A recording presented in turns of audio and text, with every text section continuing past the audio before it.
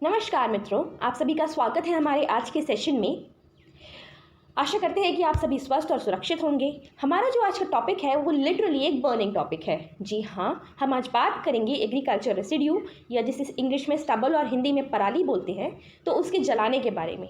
ये टॉपिक इतना इम्पॉर्टेंट क्यों है और पराली होता क्या है, इसे जलाया क्यों जाता है, और ये नॉर्थ इंडिया में ही ये प्रॉब्लम इतनी ज़्यादा क्यों फेस करते हैं फार्मर्स और एक ही पर्टिकुलर टाइम पे क्यों करते हैं, इसके साथ साथ इसके बेनिफिट्स क्या हैं, इसके नुकसान क्या हैं और गवर्नमेंट ने क्या इनिशिएटिव्स लिए हैं और क्या लिया जा सकता है। तो इन सारी चीज़ों के बारे में हम आज बात करेंगे। पर उससे पहले हम जान लेते हैं कि स्टबल एक्चुअली में होता क्या है। स्टबल एग्रीकल्चरल रेसिड्यू होता है जो कि फील्ड में क्रॉप के हार्वेस्ट होने के बाद बचा रह जाता है, जैसे कि जिसको हम राइस, हस्क, स्ट्रॉ ये सब बोलते हैं।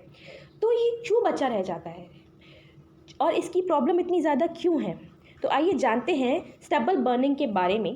पर अगर आपने अब तक सब्सक्राइब नहीं किया है तो आप कर सकते हैं ताकि आप हमसे जुड़े रहें। तो हमने स्टबल को जाना कि वो एग्रीकल्चरल रेसिड्यू है।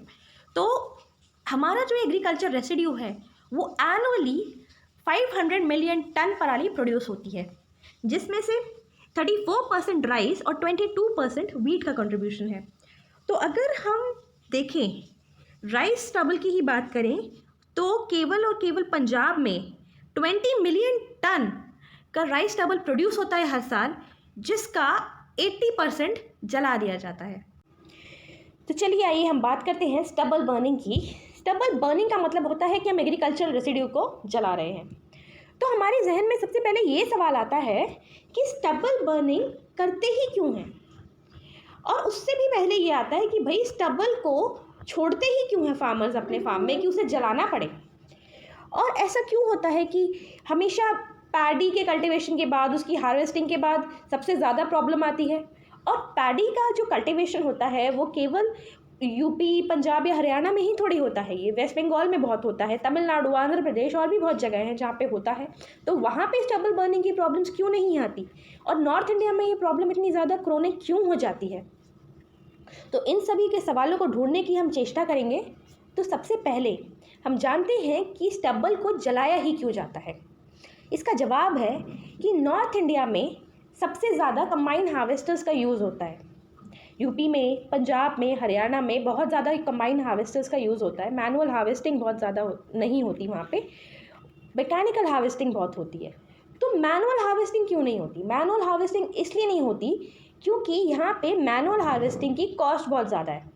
इसलिए एक बहुत बढ़िया मशीन आई थी जिसे बोलते हैं कंबाइन हार्वेस्टर। एक बहुत बढ़िया मशीन है ये। तो ये क्या करता है कि ये फार्मर का टाइम और उसका कॉस्ट दोनों को बचाता है। तो उससे क्या होता है कि एक बार में आपने कंबाइन चला दिया और वो पूरी हार्वेस्टिंग हो जाती है।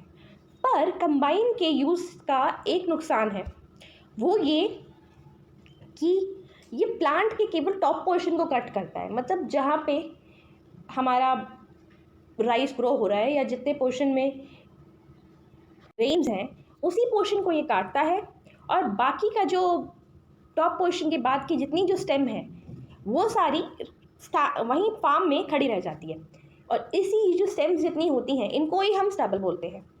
तो ये एक बहुत ही प्रॉब्लम हो जाती है इसकी वजह से कि केवल उसके ऊपर से काट दिया और बाकी इसने नहीं किया। तो बाकी जगह पे जहाँ पे मैनुअल हार्वेस्टिंग होती है उसमें क्या होता है, उसमें ये होता है कि फार्मर्स जो हैं पूरी क्रॉप नीचे से काट देते हैं।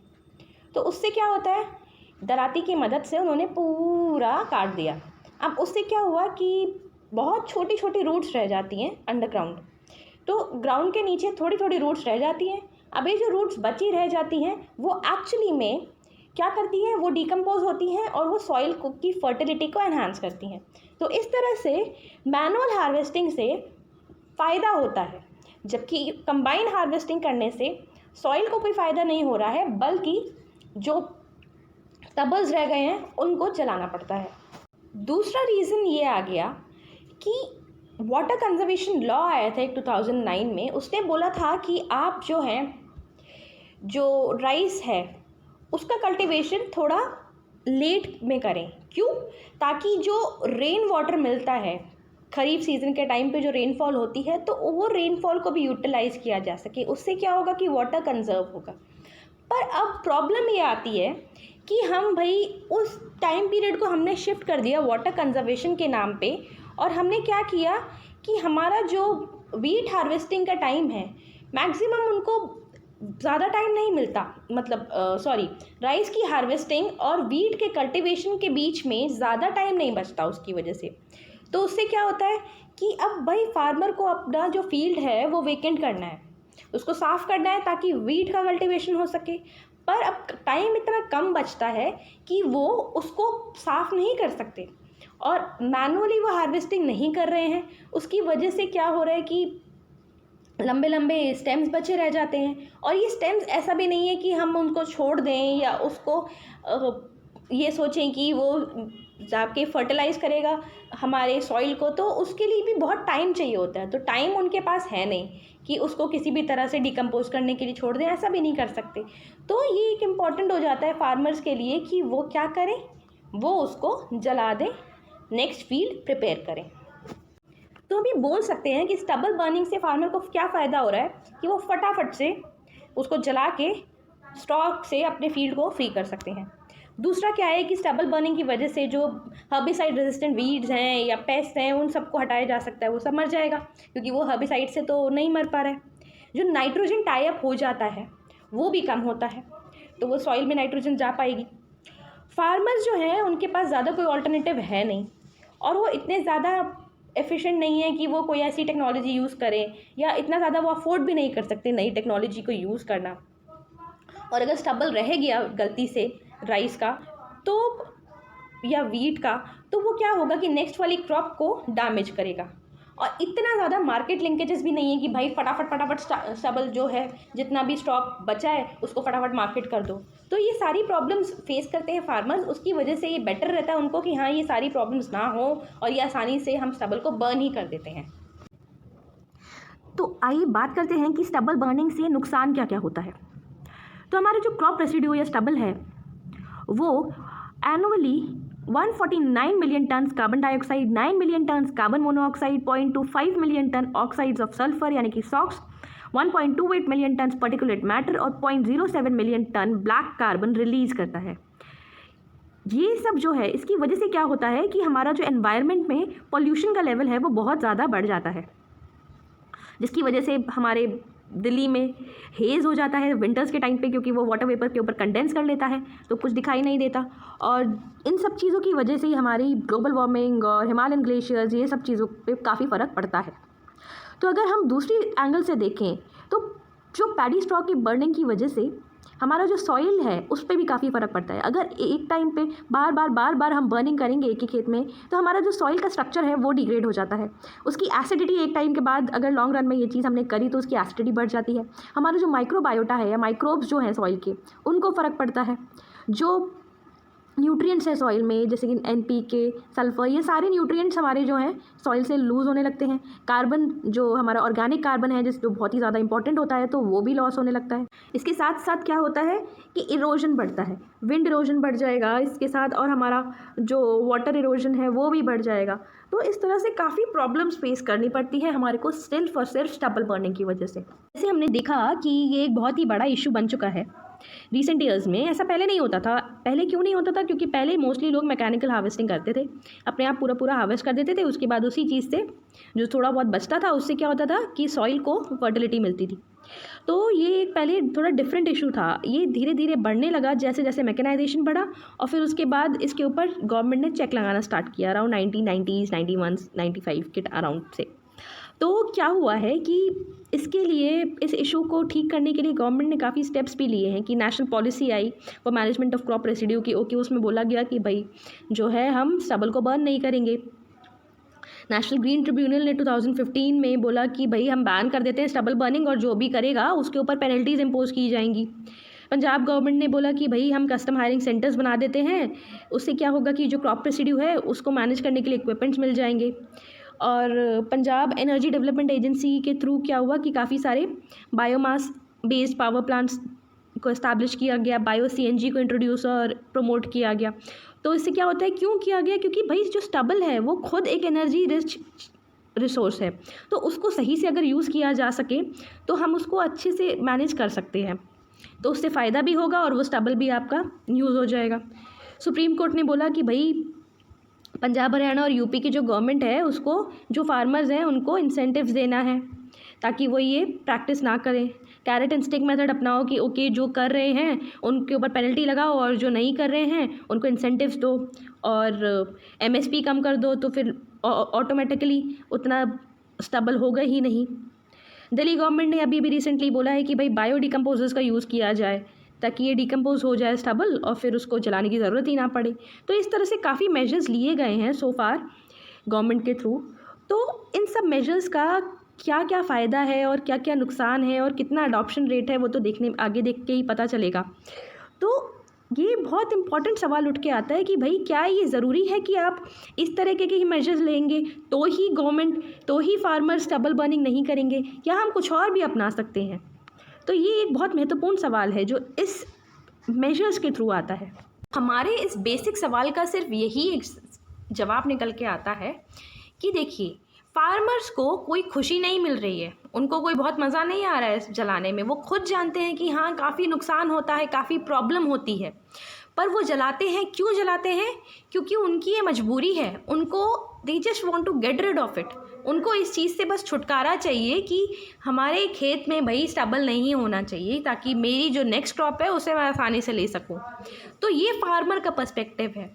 तो इस चीज़ को केवल एक कैरेट और स्टिक पॉलिसी लेके या उनको पैनलाइज करके हम नहीं इस चीज़ को ख़त्म कर सकते, ये थोड़ा मुश्किल हो जाता है। उससे बेटर ये है कि हम फार्मर्स को ऐसी टेक्निक्स दें, इतना इंसेंटिव प्रोवाइड करें कि वो ऐसी मशीन्स अफोर्ड कर सकें जो कि स्टबल को पूरी तरह से हटा सकें। दूसरा कि हम ऐसे टेक्निक्स का यूज़ कर सकते हैं या हमारी जो मार्केट लिंकेजेस हैं उनको हम बढ़ाएं ताकि अगर फार्मर भाई स्टबल हटा भी रहा है पूरी तरह से तो जो उसके पास जो स्ट्रॉ बचा है उसको वो किसी को दे सके, सेल ऑफ कर सके, उससे भी वो प्रॉफिट कमा सके। तो अगर हम इन चीज़ों को इनकरेज करेंगे तो आगे जाके फार्मर्स के लिए बेटर होगा कि वो इस चीज़ को कम करेंगे। तो स्टबल बर्निंग अगर कम करनी है तो फार्मर्स को इंसेंटिवाइज करना ज़रूरी है, फार्मर्स को इनकरेज करना ज़रूरी है दूसरी चीज़ों के लिए। And we know very well कि स्टबल जो है वो अपने आप में काफ़ी न्यूट्रिएंट रिच है और उसको काफ़ी जगह यूज़ कर सकते हैं। हम एज अ फॉडर यूज़ कर सकते हैं, हम बहुत अलग अलग जगह यूज़ कर सकते हैं। तो हम अगर डाइवर्सिफाई करें फार्मिंग टेक्निक्स को, डाइवर्सिफाइड फार्मिंग टेक्निक्स यूज़ करें तो हम क्या हो सकता है कि इनकरेज कर सकते हैं फार्मर्स को। तो ये सारी डाइवर्सिफाइड फार्मिंग टेक्निक्स को अडॉप्ट करने के लिए, फार्मर्स को इनकरेज करने के लिए उनको इंसेंटिवाइज करना ज़रूरी है और कुछ हम सेंटर्स बनाएं जिसकी वजह से ये सारी चीज़ें सही हो सकें।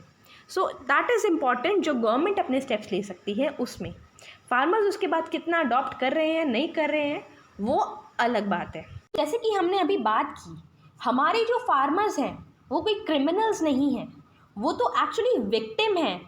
तो इसलिए सबसे पहला काम जो करना है इसके सॉल्यूशन के लिए वो ये है कि हम फार्मर्स को ब्लेम करना बंद कर दें।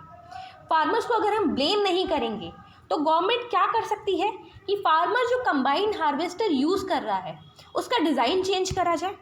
उसका डिज़ाइन ऐसा किया जाए कि वो केवल ऊपर ऊपर का ना काट के नीचे से काटे, और फिर गवर्नमेंट ये स्ट्रिक्टली रूल बनाए कि भाई सिर्फ यही टाइप के कंबाइंड हार्वेस्टर्स जो इसी स्टैंडर्ड पे को फॉलो कर रहे हैं, सिर्फ यही वाले हार्वेस्टर्स को अलाउ किया जाएगा, बाकी कोई और हार्वेस्टर फंक्शन नहीं किया जाएगा। तो इससे काफ़ी ज़्यादा फ़र्क पड़ेगा। दूसरा कि फार्मर्स को इंसेंटिवाइज किया जाए। जो हमारे गवर्नमेंट है वो एग्री वेस्ट कलेक्शन सेंटर्स या पैडी परचेज सेंटर्स, इस तरीके के सेंटर्स खोल सकती है। जो FPOs हैं वो क्या कर सकते हैं, ये फार्मर कोऑपरेटिव्स जो हैं उनको सपोर्ट किया जाए कि वो एग्रीकल्चर वेस्ट या एग्रीकल्चर जो क्रॉप रेसिड्यू है उसको वो क्या करें, परचेज करें और उसको कन्वर्ट कर सके कैटल फीड में या ब्रिकेट्स बनाने में। तो अगर ये सब चीज़ें होंगी तो काफ़ी फ़र्क पड़ेगा। जो इंडस्ट्रीज़ हैं उनको वेस्ट को कन्वर्ट करने के लिए इंसेंटिवाइज किया जाए कि भाई आप ये करें। और दूसरा जो हमारे फार्मर्स हैं उनको इंसेंटिवाइज किया जाए कि वो पैडी को अर्ली क्रॉपिंग करें, ताकि रबी के टाइम तक आते आते वीट की क्रॉपिंग के टाइम तक हमारे पास काफ़ी टाइम रह जाए। तो कुछ चीज़ें ऐसी हैं जो कि करना ज़रूरी है। उसके बाद हमारी एक मशीन है happy seeder, paddy straw chopper, rotavator, reaper, binder, zero till, seed drills. इन सब से क्या होता है कि काफ़ी फ़र्क पड़ता है चीज़ों में। अब प्रॉब्लम यहाँ पे सिर्फ यही आ जाती है कि इन सब चीज़ों का अडॉप्शन कब होगा, जब फार्मर्स को इंसेंटिव्स मिलेंगे। वो उनको बोला जाएगा कि इस तरह से आप काम करें और आपको इतना मिलेगा तो आप ये करिए, तो फिर वो ज़रूर करेंगे, क्यों नहीं करेंगे। इसी तरह से हम इसको दूसरी इंडस्ट्रीज़ में भी यूज़ कर सकते हैं। तो इस तरह से हर चीज़ का एक सॉल्यूशन होता है जो सही तरह से अडॉप्ट किया जाए, और उसको किस तरह से दूसरा बंदा ले रहा है, कर रहा है, किसी और इंसान से सही काम कैसे कराया जाए, तो वो इम्पॉर्टेंट है। तो वो मेन काम गवर्नमेंट का है। तो वहाँ से जब रिफॉर्म्स आएंगे तो अपने आप स्टबल बर्निंग का केसेस कम होंगे।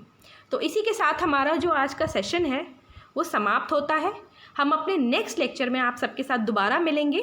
आप हमारे साथ जुड़े रहना चाहते हैं और तो सब्सक्राइब करें, और अगर ये आपको सेशन पसंद आया तो लाइक ज़रूर करें। धन्यवाद।